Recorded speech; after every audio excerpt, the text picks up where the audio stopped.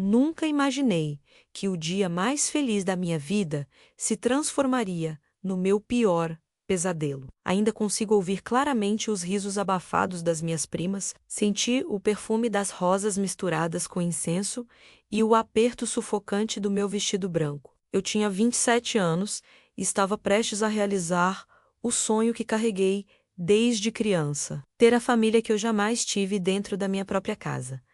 Mas então, num piscar de olhos, tudo virou pó. Era fevereiro de 1972. O calor intenso do verão fazia o suor escorrer lentamente pelas minhas costas, enquanto eu caminhava lentamente até a igreja principal de São João del Rei. Minha cidade natal, pacata e com pouco mais de 30.000 habitantes, parecia inteira reunida ali naquele dia, curiosa para testemunhar a união da filha única de dois imigrantes espanhóis muito conhecidos na região, Leonor e Joaquim Montoya. La Ispa, olá, como minha mãe gostava de ser chamada. Sempre chamou atenção por sua beleza austera, mas também pelo temperamento forte e impiedoso. Meu pai, ao contrário, era discreto e calado, sempre à sombra dela. Cresci nesse jogo de forças, aprendendo cedo a não questionar. Quando cheguei à porta da igreja, percebi que meu noivo não estava ali. Era estranho, porque Antônio sempre foi pontual.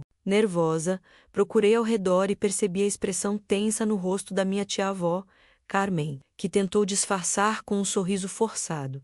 Alguma coisa estava errada. Meu coração começou a disparar, enquanto eu apertava mais forte o buquê nas mãos suadas. Olhei para minha prima Clara, que cochichava com outra convidada, e percebi que algo grave acontecia lá dentro. Sem paciência para o protocolo, puxei meu vestido com força e atravessei rapidamente a lateral da igreja até a porta da sacristia. Empurrei-a sem bater e, naquele exato instante, senti como se tivesse levado uma facada no peito. Ali, diante dos meus olhos, Antônio beijava apaixonadamente minha mãe.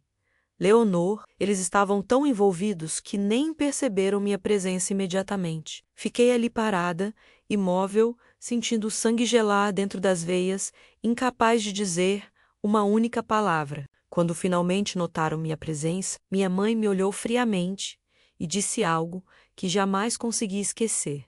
Melhor agora do que depois, Isadora. Não houve desculpas, arrependimentos ou lágrimas, apenas aquele olhar frio e desdenhoso, como se eu fosse um incômodo facilmente dispensável. Meu noivo abaixou os olhos, incapaz de me encarar. Senti a náusea tomar conta do meu corpo e saí dali quase correndo, tentando não tropeçar no vestido que agora parecia sufocante e ridículo. Os convidados ainda não sabiam. Claro, sussurrava entre si, tentando entender por que eu estava tão pálida. Do lado de fora, encostada na parede antiga da igreja, tremendo de choque e raiva. Tive certeza de uma coisa: aquele dia marcaria para sempre minha vida, mas não da maneira que eu havia sonhado. Foi ali, naquele momento de dor absoluta, que eu decidi que minha mãe pagaria pelo que tinha feito comigo. Não sabia como ou quando, mas isso não importava.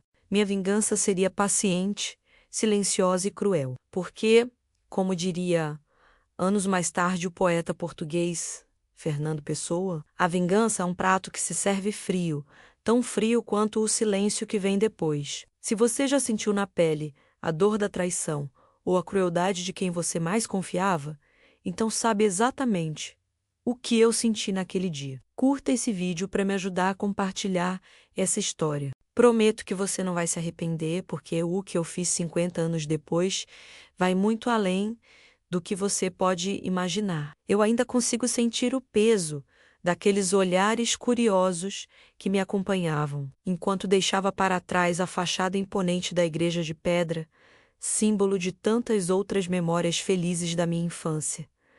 Pela primeira vez, me senti completamente sozinha no mundo. Meu peito ardia como se uma brasa tivesse sido cravada bem fundo, marcando minha alma de maneira irreversível. Naquela noite, minha casa parecia mais vazia e fria do que nunca. Meu pai permanecia sentado em silêncio na poltrona de couro, olhando fixamente para o chão. Ele sabia, sempre soube quem minha mãe era de verdade, mas nunca fez absolutamente nada para me proteger. Sua covardia me irritava tanto quanto a crueldade dela. Queria gritar com ele, culpá-lo por cada lágrima que escorria pelo meu rosto, mas naquele momento percebi que não adiantaria nada. Minha família havia acabado. Durante os dias que se seguiram, a história se espalhou rapidamente pela cidade. Mas minha mãe tinha o dom perverso de manipular a realidade ao seu favor. Ela espalhou aos quatro ventos que eu havia desistido do casamento, porque estava apaixonada por outro homem. Um estranho sem nome, que ninguém nunca viu ou ouviu falar. A mentira ganhou força rapidamente, e não demorou para que eu me tornasse a grande culpada daquela tragédia pública. Com vergonha e sem forças para encarar o julgamento constante das pessoas, deixei tudo para trás. Entrei no ônibus rumo a São Paulo numa manhã cinzenta, levando apenas uma mala velha e as poucas economias que tinha guardado desde a adolescência. Enquanto via minha cidade natal ficar cada vez menor pela janela embaçada, prometi a mim mesma que nunca mais permitiria que alguém controlasse meu destino. São Paulo era gigantesca, impessoal e implacável. Sem contatos ou referências, consegui um emprego modesto numa pequena oficina de costura na região do Brás, trabalhando longas horas por um salário miserável. A rotina puxada não me deixava muito tempo para pensar, mas a cada noite, quando fechava os olhos, eu revivia aquele beijo terrível entre minha mãe e Antônio. Era como um fantasma teimoso, que insistia em me lembrar diariamente do quanto fui traída por aqueles que deveriam me amar. Com o tempo, transformei toda aquela raiva em algo útil. Me tornei uma especialista silenciosa em observar as pessoas ao meu redor, captando suas fraquezas, intenções ocultas e desejos secretos. Percebi que para sobreviver naquele mundo, eu precisava dominar não só a arte da costura, mas também a arte da paciência. Foram anos de observação e estudo silencioso sobre como o poder, o dinheiro e a manipulação moviam o mundo. Aos poucos, subi de cargo. Primeiro como supervisora, depois gerente, até que consegui economizar o suficiente para abrir minha própria loja de roupas. Escolhi o nome Montoya, ironicamente, em homenagem à minha família, menos um lembrete constante do motivo pelo qual eu não poderia falhar. A loja cresceu rapidamente, atraindo clientes refinados que buscavam exclusividade. Com discrição e um senso de estratégia afiado, me tornei referência no ramo da moda em São Paulo, mas eu jamais esqueci minha mãe ou Antônio. Em silêncio, acompanhava de longe suas vidas. Soube que haviam se casado pouco tempo depois da minha fuga, abrindo juntos uma pequena loja de tecidos que sobrevivia precariamente, dependendo sempre de favores e empréstimos. Também soube que tiveram uma filha, Lívia, que não fazia ideia das sombras que pairavam sobre sua família. Exatos 40 anos após aquela manhã cinzenta, em que parti, retornei discretamente a São João del Rei, dessa vez como uma mulher bem-sucedida, irreconhecível, sob o nome de Isadora Mendonça, um sobrenome escolhido estrategicamente para manter distância do meu passado. Aluguei uma casa modesta, próxima ao centro histórico, discretamente passando a imagem de uma viúva simpática, aposentada, que desejava tranquilidade e sossego. Logo comecei a executar o plano que levei décadas construindo cuidadosamente. Utilizando diferentes nomes intermediários, adquiri imóveis próximos à decadente loja da minha mãe, cujas dívidas se acumulavam perigosamente. Em pouco tempo, tornei-me proprietária da maioria dos imóveis daquela rua. Era como cercar lentamente uma presa frágil, sem que ela percebesse o perigo iminente. Foi no final de tarde chuvoso que entrei pela primeira vez na loja da minha mãe, agora envelhecida e frágil, mas ainda com aquele olhar frio e soberbo.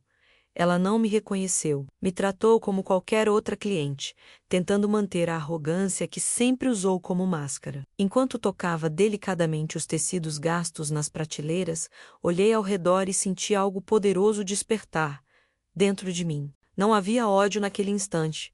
Apenas a certeza fria e clara de que minha vingança seria perfeita. Foi então que ouvi a voz suave e educada atrás de mim. Era Lívia, minha meia-irmã, que me cumprimentava com um sorriso sincero, inocente e acolhedor. Foi nesse exato momento que percebi o ponto fraco da minha mãe e a chave para minha vingança definitiva. Minha resposta veio também em forma de sorriso, enquanto apertava suavemente sua mão e dizia: "É um prazer finalmente conhecer você." Mal podia esperar para que ela soubesse a verdade. Mas isso, é claro, precisava ser revelado no momento exato. Se você chegou até aqui, talvez consiga imaginar um pouco do que estou prestes a fazer, mas posso garantir que a realidade supera qualquer expectativa que você possa ter. Não vá embora agora, porque a vingança perfeita exige paciência.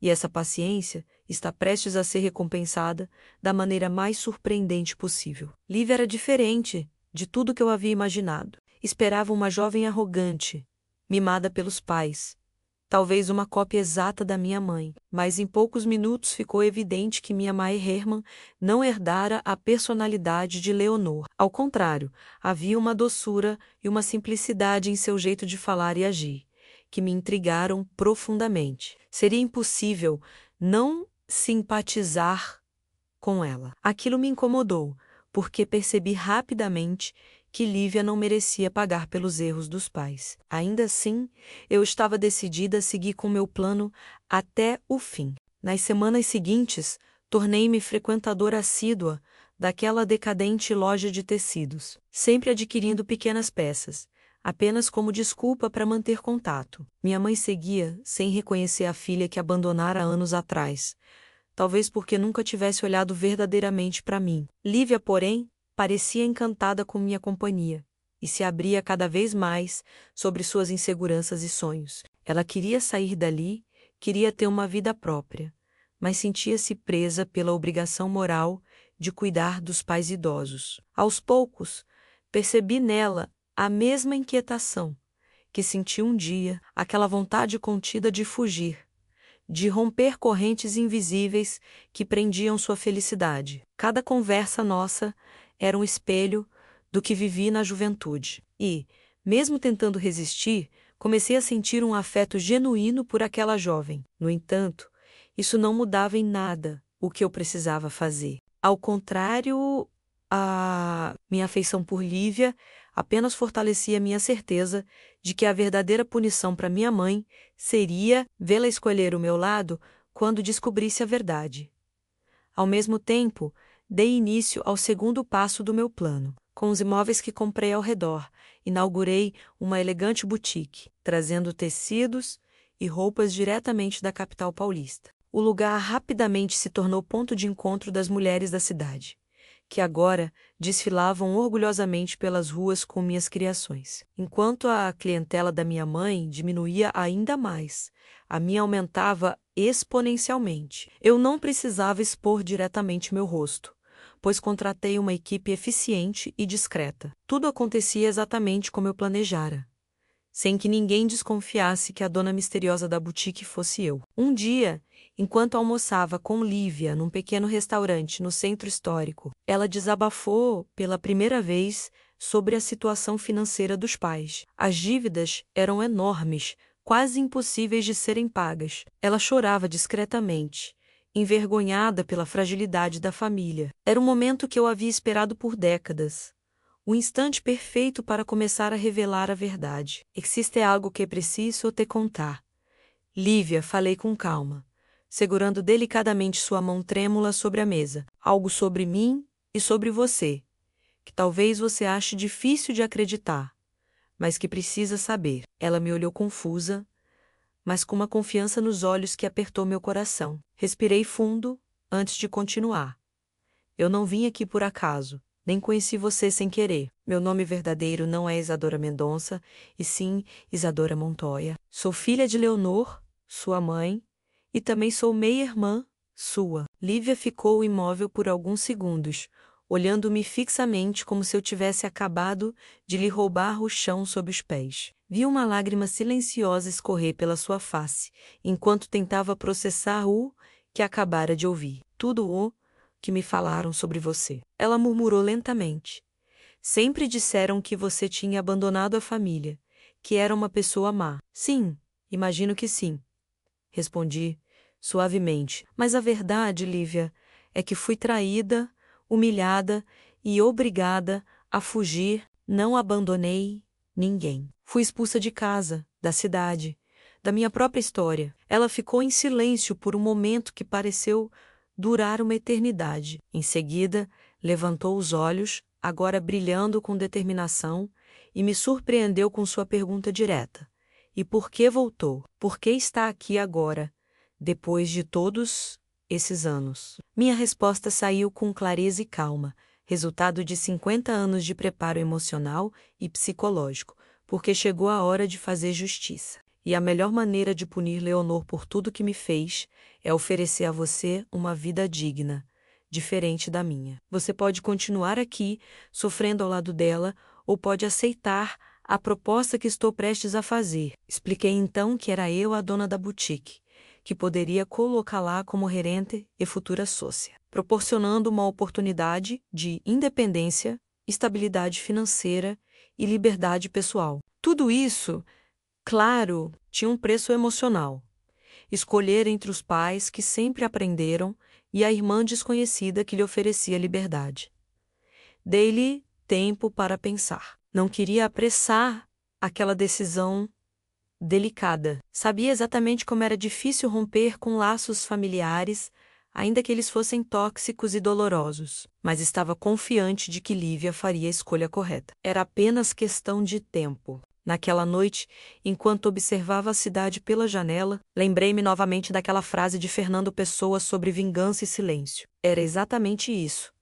Minha vingança se revelava lentamente, sem barulho ou escândalo. O silêncio, nesse caso, falava mais alto do que qualquer grito ou discussão. Mas o que eu não esperava era a notícia que me alcançou na manhã seguinte.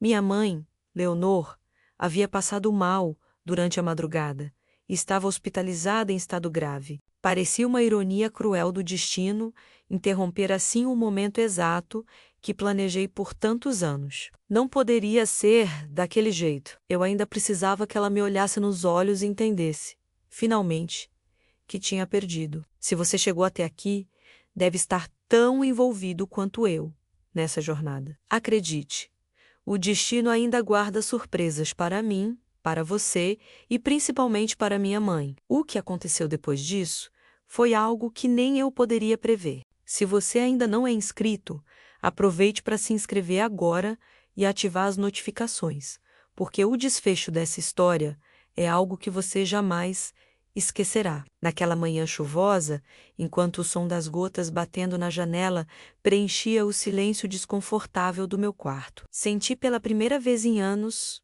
algo próximo ao medo. Durante décadas, mantive o controle absoluto de cada detalhe da minha vida. Cada passo milimetricamente calculado, cada palavra cuidadosamente escolhida. Agora, aquela notícia sobre a hospitalização súbita de minha mãe parecia debochar de todos os meus esforços. Eu não podia permitir que Leonor escapasse sem encarar a consequência dos seus atos. Lívia me ligou aflita, implorando para que eu a acompanhasse ao hospital. Senti sua voz trêmula ecoar na linha telefônica, cheia de um desespero sincero e angustiante. Eu hesitei por um instante, mas concordei em acompanhá-la. Talvez, bem no fundo, eu precisasse encarar minha mãe naquele leito de hospital, vulnerável e indefesa. Eu precisava vê-la frágil, sem a máscara de poder e frieza que vestiu por toda a vida. No hospital, enquanto caminhávamos pelo corredor frio e impessoal, o cheiro forte de medicamentos e desinfetante me trouxe lembranças que eu havia enterrado profundamente. O silêncio opressivo daqueles corredores era rompido apenas pelos passos apressados das enfermeiras e médicos. Finalmente, entramos no quarto onde minha mãe estava internada. Ali estava Leonor Montoya, minha mãe, irreconhecível, pequena e frágil, como jamais imaginei que pudesse se tornar. Sua pele agora era pálida, quase translúcida, os cabelos completamente brancos espalhados sobre o travesseiro, e os olhos, aqueles olhos que sempre me intimidaram, agora estavam opacos, desfocados pela medicação. Quando nossos olhares se encontraram, vi um lampejo rápido de reconhecimento em sua expressão. "Você veio?", sussurrou ela com dificuldade. quase surpresa com minha presença ali. Vim menos, respondi secamente, mantendo o controle firme das minhas emoções. Lívia, alheia à intensidade daquele reencontro, segurava delicadamente a mão da mãe, chorando silenciosamente. Por um instante, vi-me novamente como a jovem que fugiu humilhada daquela cidade décadas atrás. E percebi que ali, diante de mim, estava tudo o que eu havia desejado por tanto tempo. Minha mãe finalmente enfraquecida, precisando da minha presença, do meu perdão, talvez. Mas eu não estava ali para perdoar. Depois de alguns minutos, Lívia precisou deixar o quarto para conversar com os médicos. E eu finalmente fiquei sozinha com minha mãe. Era exatamente o momento que eu havia aguardado por quase meio século. Você sabe quem eu sou, não é? Perguntei friamente, aproximando-me lentamente da cama. Leonor respirou fundo, hesitante, e respondeu com uma voz mais firme do que eu esperava. Nunca esqueci você, Isadora. Como poderia? Houve uma pausa carregada de significado, onde nenhuma de nós ousava romper o silêncio que se formou entre nós. O quarto parecia sufocante, o ar pesado demais para respirar com tranquilidade. Por que você fez aquilo comigo? Perguntei, enfim, incapaz de conter a pergunta que martelou minha mente por décadas. Ela me olhou com os olhos cheios de lágrimas. Algo que eu jamais havia visto antes. E respondeu lentamente, com uma honestidade devastadora, porque você tinha tudo o que eu nunca tive. Juventude, sonhos, coragem. Eu odiava você por ser tudo aquilo que eu jamais pude ser. Eu odiava ver a felicidade nos seus olhos, algo que eu nunca conheci. Antônio foi só uma desculpa, um meio para ferir você. E eu consegui. Sua confissão inesperada me atingiu com uma força descomunal. Eu imaginava muitas respostas, mas nunca havia considerado a simples e amarga verdade da inveja materna, crua e exposta daquela forma. Ali, naquele quarto silencioso e branco, percebi algo dolorosamente claro. Não importava o quanto eu planejasse ou quanto eu vingasse.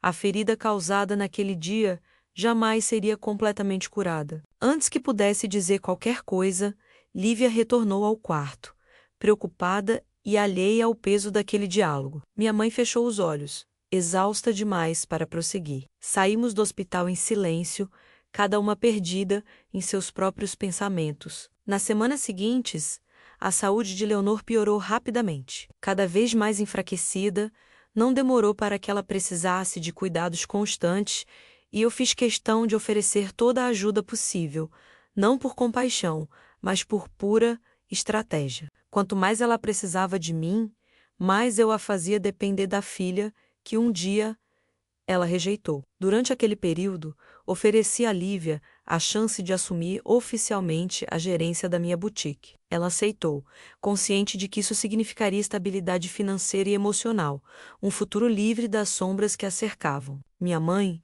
vendo a filha escolher um caminho que inevitavelmente a afastaria dela, sentia o peso da solidão e abandono, exatamente como eu desejara. Poucos meses depois, Leonor faleceu numa madrugada silenciosa, deixando um vazio indescritível na vida de Lívia. Quanto a mim, experimentei algo completamente inesperado. Não havia alegria na minha vitória, nem satisfação na minha vingança. Havia apenas silêncio. O mesmo silêncio que me acompanhou desde o dia em que vi minha mãe beijando o homem que eu amava. Hoje, aos 77 anos, sentada na varanda de casa, enquanto vejo Lívia conversar alegremente com uma cliente. Percebo que talvez minha vingança nunca tenha sido realmente contra minha mãe, mas contra aquela jovem vulnerável que permitiu que lhe roubassem tudo. Eu não recuperei o tempo perdido, mas aprendi algo que talvez você também precise ouvir. A verdadeira vingança não é destruir quem nos feriu, mas reconstruir a nós mesmos, mesmo que para isso seja necessário conviver eternamente com cicatrizes profundas. Se essa história mexeu com você de alguma forma, deixe um comentário abaixo e compartilhe com alguém que talvez precise ouvir isso também. Afinal, nunca é tarde demais para reconstruir o que foi quebrado, mesmo depois de 50 anos.